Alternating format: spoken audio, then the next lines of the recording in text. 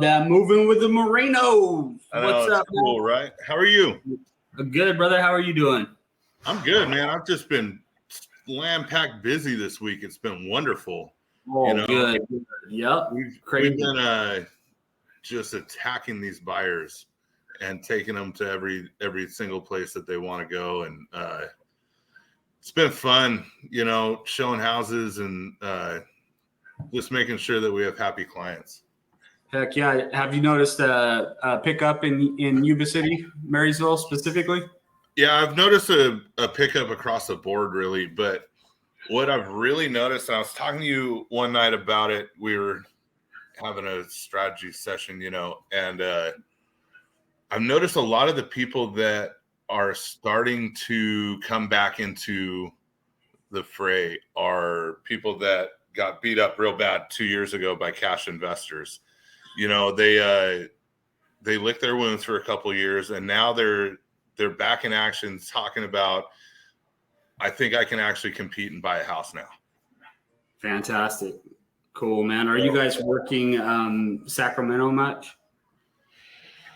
Yeah, we just sold a halfplex out there, and that was a listing, but if we're really just taking clients all over the northern state of California. We were back in Corning and Rancho Tehama yesterday, or the day before yesterday, and then yesterday was a listing appointment with 2 showings afterwards, and Monday we were somewhere else. But we're all over the place. It's just really wherever our clients need us to take them and get them access and representation. Yeah, man, we see a lot of cool places because we got such a small market. We're kind of in a bunch of markets, so it's kind of fun to travel around. Our Sacramento buyers are fighting, man, for houses right now. It is pretty brutal over there. Yeah, what's crazy is like Sacramento used to be so much more expensive than we were. Do you remember that?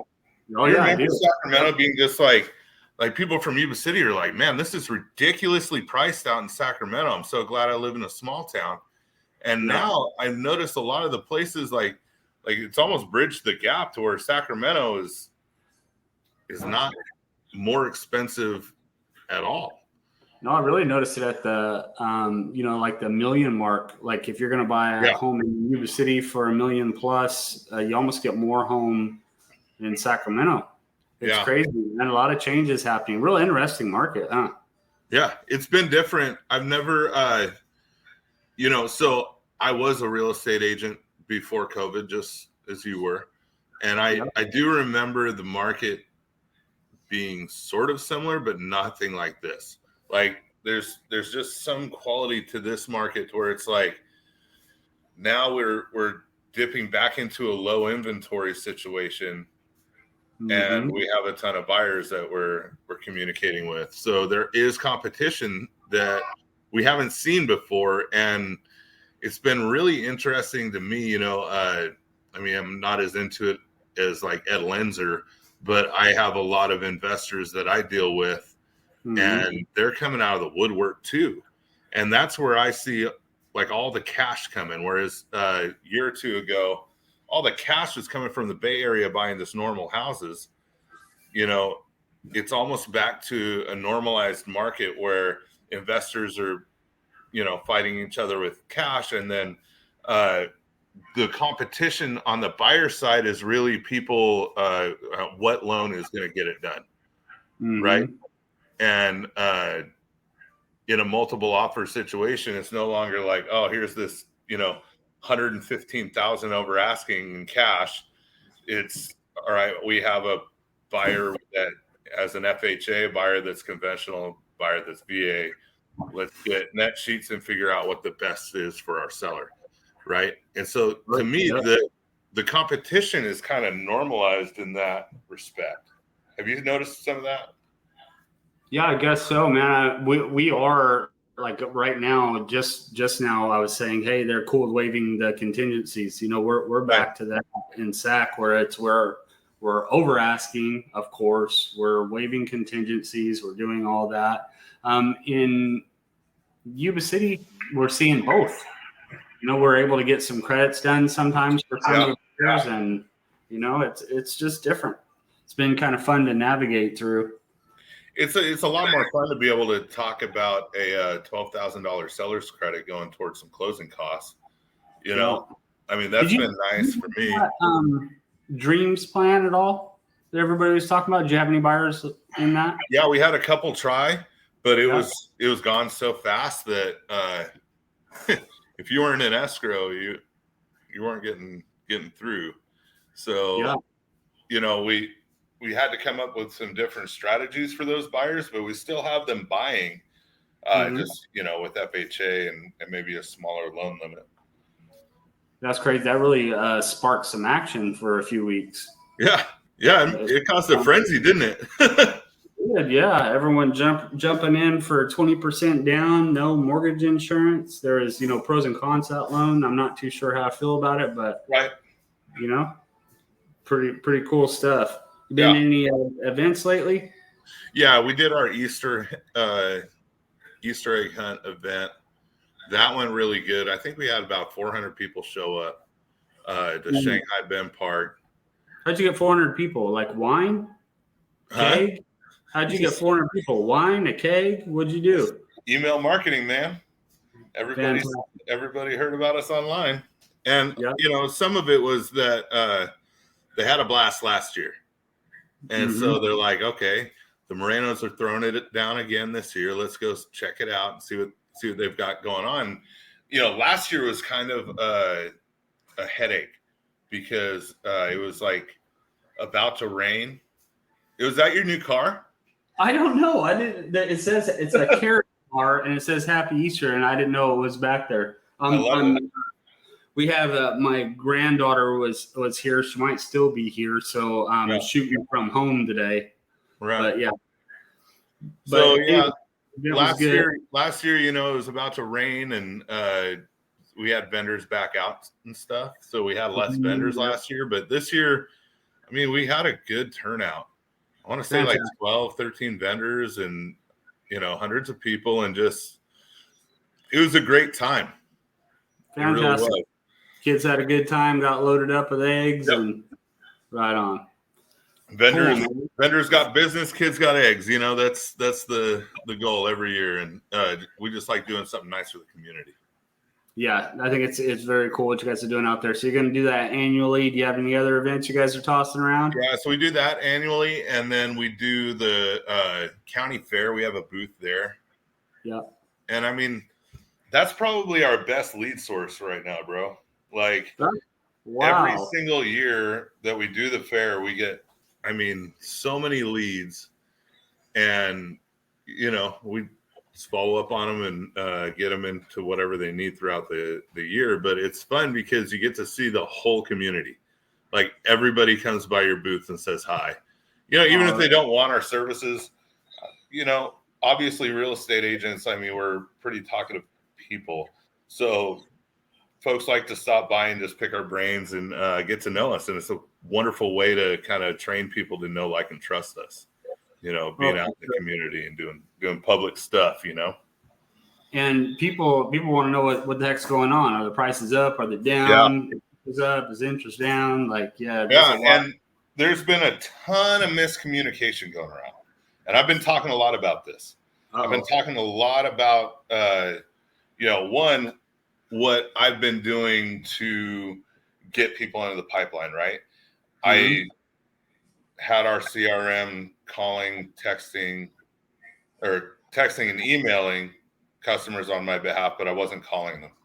And now I've been calling my database every single day and just having conversations, trying to bring value, instead of, hey, I want to sell you a house. It's, you have any market related questions that I can answer for you today? I had a guy tell me that he thought the interest rates were at like 9%. Yeah. I was like, where did you get that information? He was like, Facebook and Google, just the internet in general. And from watching the news. I said, well, I have good news for you today. They're not at 9%. At the time of this conversation that I had, interest rates were locking in with my lender at like the low sixes. And he was like, oh, that's a lot better. I was like, yeah, the market's not as bad as you think it is. You know? Big difference, right? Big difference, you know? But we always talk about too, you know, you purchase the house and date the rate, you know, interest rates are going to go up and down, but you know, it's about doing the right thing, making the right decision at the right time for you to buy. Yeah, there's something overlooked too, in the fact that like when I bought my first house, it was 6.75, and the prices were ridiculous. I bought my house for 66 grand, Right. and it was hard for me to make the $660 mortgage payment or whatever it is, but people overlook the power of what happens over the years. That same house today rent for $2,000 a month. Right. You know, so had I stayed there renting, I would have absorbed all that and if I still own that house, which I don't anymore, my payment would still be $660. Right. You know, it's just hard at first to say, you know, I'm going to pay a little more than rent possibly. Interest rates are high or low and you're taking advice from everybody. But the end of the day, you got to own some property. You got to have some assets. Yeah. I mean, you have to own something that's going to appreciate in value. You know? And at the end of the day, property is the only way to go. I mean, you can play with the stock market, and I know a lot of people do. I personally don't. I mean, we have EXP stock, and that's probably something I'm going to be changing about our investment strategy over the next 5 years, diversifying a little bit more. But property, that's what I want to own. Yep. And right now, the rental market is so hot. Like, it makes it so easy to get someone, you know, convinced that they need to step into a 30-year mortgage and start building their equity instead of flushing it down the toilet. I mean, I talked to a guy that was paying, it was like $3,700 a month in rent in Yuba City for a house. Yep. I was like, bro, simple. We're done. We'll get you in touch with a lender. You make enough money. I guarantee you. Let's just get this ball rolling, and you know, we're going to get him into a house to where he's. Well, the flip side of that, though, Matt, is if his rent never goes up in 10 years, that $3,700 will be a steal. Yeah. And how much is at that point? You know, in 10 years, I mean, plus 300 grand down the drain. You know, my goodness, yeah. What we did worked out so well was that just buying a little under what we could afford, living in it for a while, riding it, take the equity out, leverage, buy another one, rent it out, buy another one. We just it's so much easier than people think. Right. Yep. But so. You guys just got back. I mean, I guess you just got back from Cabo, right? Yeah, Cabo. That was what is the name of that? One big fire, Cabo 23. It was a mixed event. It talked about you know, leveraging some of the vehicles that EXP offers. So part of it wouldn't apply to everybody, but they also did about half of it on production.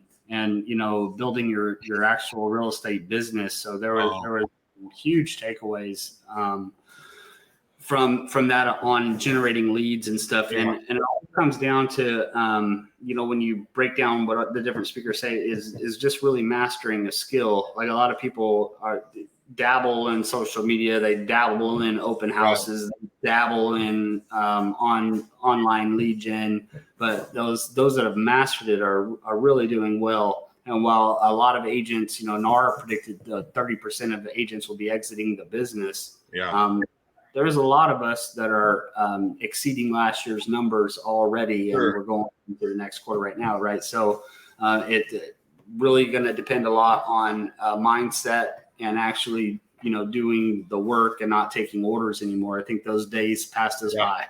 Yeah. And, you know, I love the fact that you brought up mastering something instead of being very, very marginal at everything. figure something out. Like Brent said it at Build last year. He was like, if you're really good at open houses, be really good at open houses. Do nothing but open houses. That's your new office, is at the open house. And you're just like meeting clients at the open house. You're communicating with them and you're getting them into your CRM. I think that's so beneficial for listeners and viewers right now that are in our business, that are struggling, wondering, man, what the heck do I do? Yeah, just figure one thing out, do it really well, then figure out another thing, do it really well. Read as many books as humanly possible. That's helped me out in business a lot. Which is probably something that you're shocked to hear me say. Not now. Compared to when you first met me. But, get really good at the open house. That really helped me out before, the whole world shut down. I got really good at open houses. And I had fun, because when you're good at something, it's fun. Doing these lives used to be, super, super stressful to me.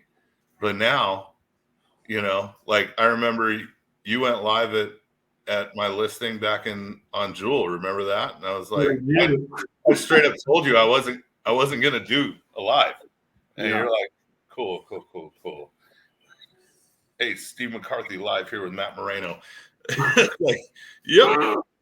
It probably seemed really mean at the time.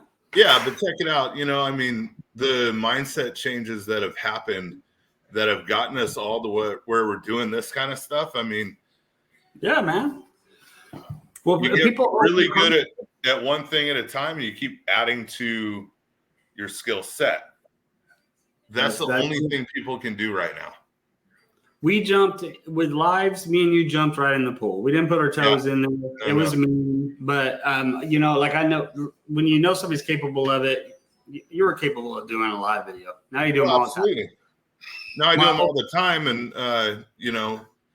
Facebook just monetized my account because I do all of these lives. I know, it's really cool to hear. Yeah. People overcomplicate mastering an area. It's not that, like, when you start out something you're not good at, no problem. My first $1 million listing, I'm like, well, I don't know.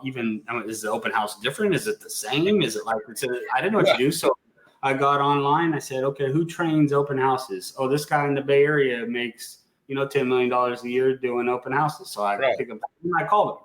Hey, Andy, say. I'm a brand new agent. I just landed my first listing. It's $1 million. What do I do next? And he says, okay, great. This is what you do. Do this. Signs here. Do that. Boom.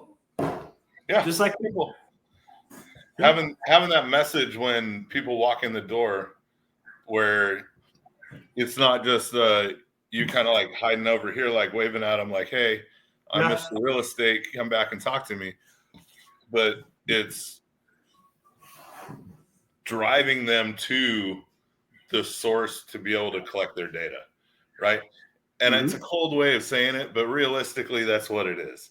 We're trying to get to know people, but we're trying to market to them and figure out what their needs are, so we can solve the problem of I don't like the kitchen or I don't like the master bathroom, right? Well, it's necessary, man. Like when I walk in Nordstrom's for a new suit, I know well what I'm there for. When the person tries to help me, the first thing I say is, no, I don't need any help, but thank you. Right. Yes, I do. Yeah. The person take me right to the suits. They probably can look at me and tell me what size I wear. I don't know what size I wear. Yeah. It's something in the open house. So like, we got to collect some data, but it's not to manipulate somebody. It's because I need to know why you're here today. Like, what are you actually looking for, so that I can provide a value that actually helps you get to your goal. Yeah. No. Not a bad thing. Simple. And now with all the technology, it's just ridiculous. Like, we're putting people right into our CRM, back in the day. And I still like to teach people that they need to use a guest registry so they can have the conversation. Hey, please fill out my guest registry. I'd really appreciate it. And just that little component, I would really appreciate it. People are hardwired to be like, I don't want to let this guy down. Yeah. He would really appreciate it if I just put my first, last name, email address, and phone number. how hard is it? And it's not like you're not going to be spamming them. You're trying to help them, right? So it's not exactly. that big. Yeah, well, we switched over to all tech now. We fingerprint everybody, and then we do retinal scans so that we know exactly what they're blocking. Yeah, we don't nothing creepy about it. You just hook them up to a light little prick for a blood sample. Yeah, but we really get to know our clients that way. Just hook them up to a lie detector and be like, "Are you really interested about buying today?" Yeah, and then awkwardly. Ultimately, what I'm doing an open house is I'm looking for sellers anyways. Yeah. And I so often hear, "Oh, I didn't have any action today, just a bunch of neighbors kicking tires." Oh no. Sounds terrible. Yeah, a bunch of neighbors just wanted to see the interior of this house. Yeah, so they can compare to theirs so they can put it on the market. It's not hard. It's not rocket science what's happening here. We just need to get down to the bottom of the issue so we can solve the problem. Mm-hmm. That's it. I had no one show up today, Steve. It was too rainy. Really? I don't know, because dude had 30. How many signs did you put a lot of times, like when it's raining, I like to go inside a house. And if I'm being physically funneled to an open house, good place to go. If I've got the time in my calendar, I'm going. Mm-hmm. Average people don't even use a calendar. So they've got the time. Yep. Market to them, right? They're going. Rain or shine. Yep. Open houses are not outdoor events. By happenstance, or is it happenstance or happen chance? Happenstance. Pretty sure. It is, right? Yeah, just stick with what you did first and be confident about it. That's a good plan. But by happenstance and chance, I did 2 open houses recently, and I was dreading the time constraint of it being away from the business for so long. But both times I had a great time, great conversations. It was fun getting out there and putting up all the signs. Did it myself, put all the signs out myself and everything. Right. It was fun. Yeah, I think it was you that did the same house on Beamer. And I looked at your signs and I blew you away on one street. Like mine blew you away. But then I looked and I said, "Oh man, there's another way to get to that house." And you had it all mapped out going back. And that one was we were kind of like put on the spot, right? And that like the night before we were like help an agent out. That's right. So but it was better than mine. And they just so you can get rusty if you don't practice. Yeah, absolutely. That area is hot right now. People want it. It's almost like living in Northwest Yuba City, but just across the highway. Flat on the highway. Yeah, it's still a nice area. Good people over there. Yeah, I'm in love with the Northwest Yuba City though. Since we got a house out here, like walking in the mornings and stuff, the people are so cool. Yeah, I grew up over off of Stabler on Nadine, and I'm out there too. I've always had just an affinity for that area in that part of town in Yuba City because of the fact that it's where I was when I was a kid, right? For sure, yeah. I really enjoyed the conversations. I like talking to people. I was out this morning at I left the house, jumped in the pool at 5 a.m. 5:05. Nice. Got dressed, I hit the street walking, and there was probably 20 people out. It was awesome. Just walking or jogging. Yep. Very cool. And we got the parrot guy. I just still don't know his name. Oh, yeah. Yeah, but the parrot guy. Yeah. You know his name? I don't, but isn't he like a doctor or something? I have no idea. I see him only when I'm driving. I've never seen him when I'm walking to actually have a conversation. I heard like he has like a super high profile job or something, and he's like all GQ'd out in his day-to-day life. And then, he walks around town with his parrots and his hat on or whatever. Well, Matt, I got a lot of questions. I'm hoping to run into him. I mean, obviously we live in the same neighborhood, so I'm hoping to see him. I need to know, why do we fly across the street when we cross, and like why are we walking parrots? Like I don't know it was a thing, I've never seen it before. So I got questions. You need to get to know him and then introduce me so I can ask him a bunch of awkward questions, We'll do. Awesome. We'll do. Or so maybe someone will see this and they'll comment on there. Yeah, that'd be cool. Yep, for sure. I like to think that people are watching. Yeah, well, it lives forever. So eventually, you know, people get to see it and stuff, Right. and they say, "God, those two idiots talk too much." Yeah, they're like, how did they make it to the top of the game? Jeez. Yeah, it's crazy. for sure. Man, thanks for coming on with me today. I appreciate it. Love to, man. I love chatting with you. Yeah, it's cool to do it right here. Hopefully, we'll learn something about the guy with the parrots. Yeah, that's cool. What I'm looking forward to. A follow-up conversation. Amen. Yeah. All right, brother. Thanks again. Stick around for a sec.